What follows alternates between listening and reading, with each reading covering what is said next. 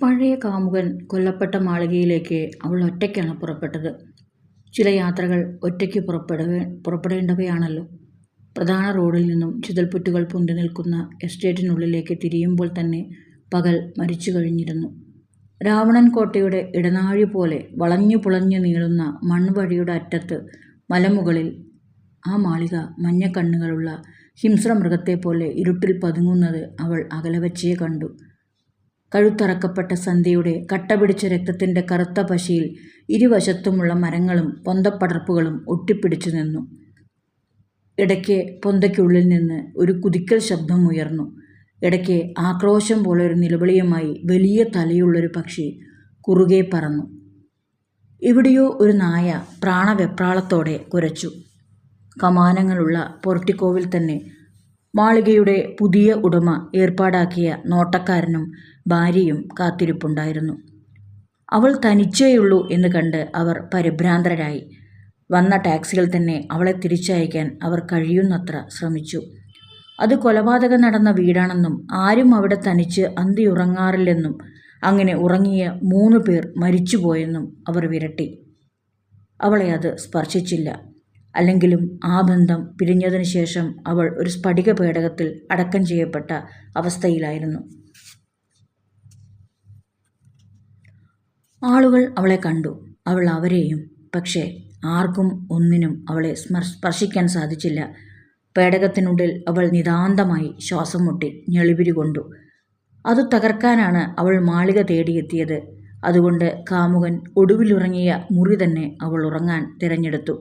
വർഷങ്ങൾക്ക് മുമ്പ് അവരുടെ അവസാന സമാഗമത്തിനു വേണ്ടി വാങ്ങിയ നിശാവസ്ത്രം തന്നെ ധരിച്ചു.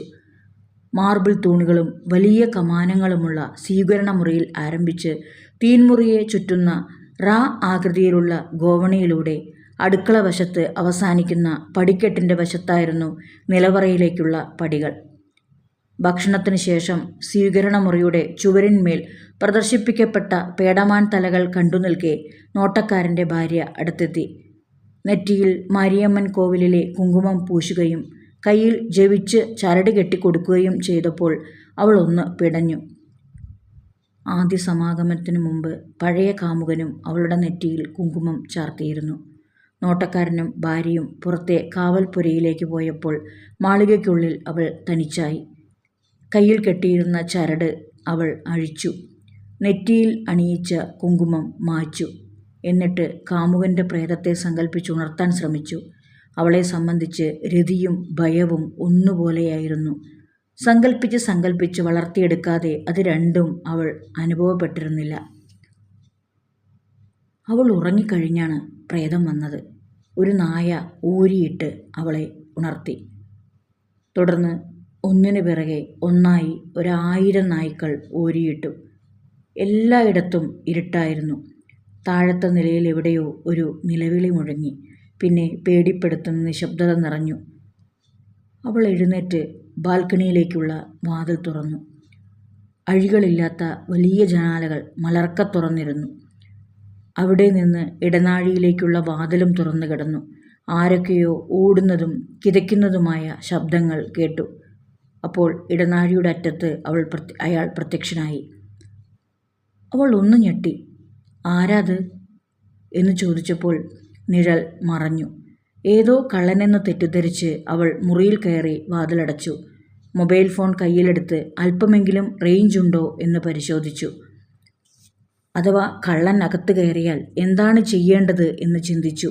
ഹൃദയം ഇടിവെട്ടും പോലെ മിടിച്ചു. മുമ്പ് ഇതുപോലെ ഹൃദയം മിടിച്ചത് കാമുകനെ ഒടുവിൽ കണ്ടപ്പോഴാണ് എന്ന് അവൾക്ക് ഓർമ്മ വന്നു. ഒരു വെറും കള്ളനെ ഭയന്ന് ഇത്രമേൽ ഉച്ചത്തിൽ മിടിക്കേണ്ടതില്ലെന്ന് അവൾ ഹൃദയത്തെ ശകാരിച്ചു. അപ്പോൾ കാറ്റ് വീശിയടിച്ചു. അവളുടെ നിസ്സംഗതയിൽ അരിശം കൊണ്ടിട്ടെന്ന പോലെ അത് മേശപ്പുറത്തിരുന്ന വസ്തുക്കളെ വലിച്ചിഴയ്ക്കുകയും തട്ടിമറിക്കുകയും അവളുടെ കെട്ടിവെച്ച മുടി പിടിച്ചഴിക്കുകയും നിശാവസ്ത്രം പിടിച്ചു വലിച്ചുയർത്തി ശല്യപ്പെടുത്തുകയും കണ്ണിലും മൂക്കിലും അടിച്ചു കയറി ശ്വാസം മുട്ടിക്കുകയും ചെയ്തു.